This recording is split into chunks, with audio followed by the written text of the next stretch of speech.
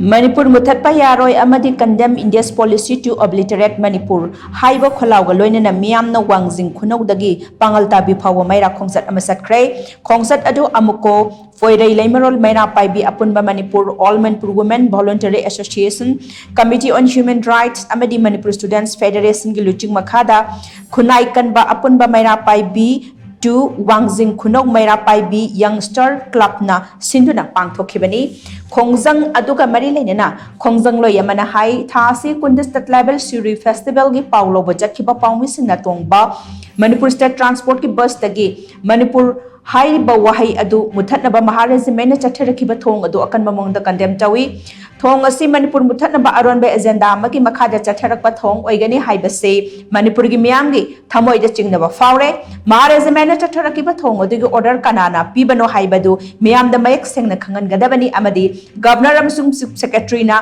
miyamda lale haina sengtokadabani karigumba miyamgi kholao sing asi tasin usinadana government of India na lesilabadi hena akan makhongjang kya miyamna Sangsilakani haibasi makna makatan phongdoke Aikoigi Manipur Governor Amadi Chief Secretary Hairiba Asinasu Aikoigi Kanana order pibano Amadi Manipur Dagi Manipur Lokokadavani Haiba order asi Masi Atuba Matamda Masi Governor Amadi Chief Secretary na Manipur Praja Miyamda Masi Lale Haidana Atuba Matamda Sengdopi Gadavani Karigumba Aikoigi India Lengak na Masida Aikoigi Manipur Prajabu Thawoi Usitadana Koigi Matam Lauraga delay tawduna sum leirabadi masidagi henba kanba khongjang Manipur da leiriba luk punamak sangsan khudimak punjalaga hena akanba adugumba khongjang kaya India lenga ki mathakta koi sathajarakani haiduna koi thamjari